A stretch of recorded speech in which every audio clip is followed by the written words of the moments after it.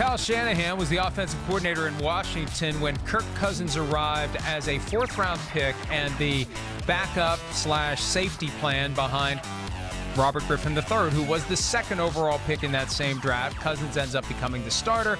Shanahan believes in Cousins. There was a belief when Shanahan became the head coach of the 49ers that he would try to get Cousins if and when Cousins became a free agent. Jimmy Garoppolo trade got in the way, Chris, and now that we are getting farther along the life cycle of the Jimmy Garoppolo contract, and I think this is a big year for Garoppolo, and it's only a $4.2 million cap charge if they would move on from him after this season. And with Kirk Cousins, I think in an up-or-out year for the Vikings, where he's going to earn an extension beyond 2020, or the Vikings are going to be saying, how can we dump the final year of his contract, which happens to be fully guaranteed at $29 million plus in compensation and a $31 million cap charge. We've mentioned this a couple of times, but it bears repeating.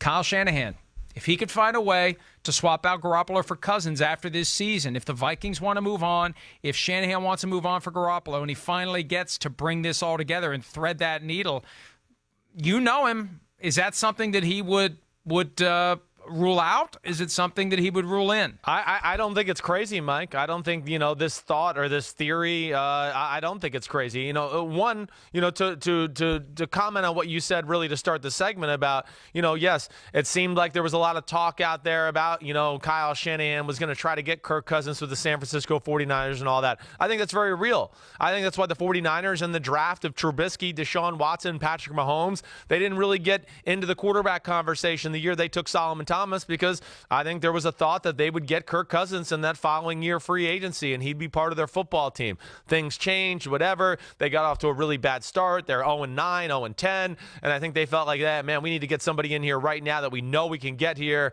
and not have to bid with in free agency, and that's what they got Jimmy Garoppolo. But I would not, I do think we are getting towards the edge of the territory of the end of the shelf life of this Minnesota football team to, like what you're saying, if things didn't work out this year and they went 7-9 and 6-10 or 8-8 and missed the playoffs, do they abandon ship and kind of restart and retool their team, how they do that there? And yes, if the 49ers underperform, could I see them going after a Kirk Cousins? Certainly, Mike. I really could. I could see it happening. I just think, and I'm going to throw this in there, Mike, too. This might be a surprise to you. The Rams, Sean McVay, Jared Goff, I'll throw that into the convo too. I know you've thrown out that theory the last few weeks, and I don't think it's that crazy either.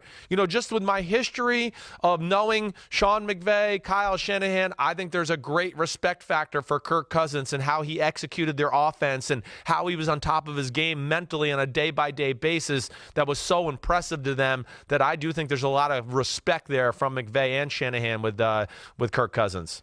Yeah, McVay was the coordinator in Washington with Cousins as the starter, and Cousins had 4,917 passing yards the last year that McVay was the offensive coordinator in Washington, and I know that McVay has a ton of respect for him. Now, you said that, not me. I did. Because I've gotten myself into plenty of Jared Goff predicaments lately, but our theory is, and correct me if I'm wrong, the idea that Jared Goff may eventually ask for so much financially, and they're not talking now. They've talked about a timeline for when they will talk, but if Jared Goff makes a demand that is far and away more than what the Rams want to pay, then you have to look at that alternative. Who else is out there? Could I get Kirk Cousins? If Jared Goff is looking for $40 million a year and I could get Cousins for 2020 at $29 million a year, is that something that I consider? And look, folks, these teams, they rip the names off the back of the jersey all the time, and they make decisions in the best interest of the organization. And I don't think you can rule out anything at this point, especially if Cousins is available via trade after the 2019 season if the Vikings just decide he's not the answer and we need to move on. No, yes. And I mean, and again, given the history that McVay and Shanahan have with Kirk Cousins, and they were so successful when he was playing quarterback with them. And at the bottom line here, for me, and I know not everything I say is written in stone. I understand that. But, hey, Kirk Cousins is more talented than Jimmy Garoppolo and Jared Goff. He's just a better quarterback for my money. Now, Garoppolo, I know we haven't seen a ton of it, and he shows glimmers here and there. But I think over the last few years, I'm very comfortable in saying I would rather have Kirk Cousins than Jared Goff or Jimmy Garoppolo. I just want the record to be clear. You're the one that brought up Jared Goff today. I know. It's on me. Send all not hate me. to me, We'll Rams be back fans. with more right after this. Hi, I'm Mike Tirico, and thanks for watching. Make sure to hit subscribe for the latest news and highlights from NBC Sports.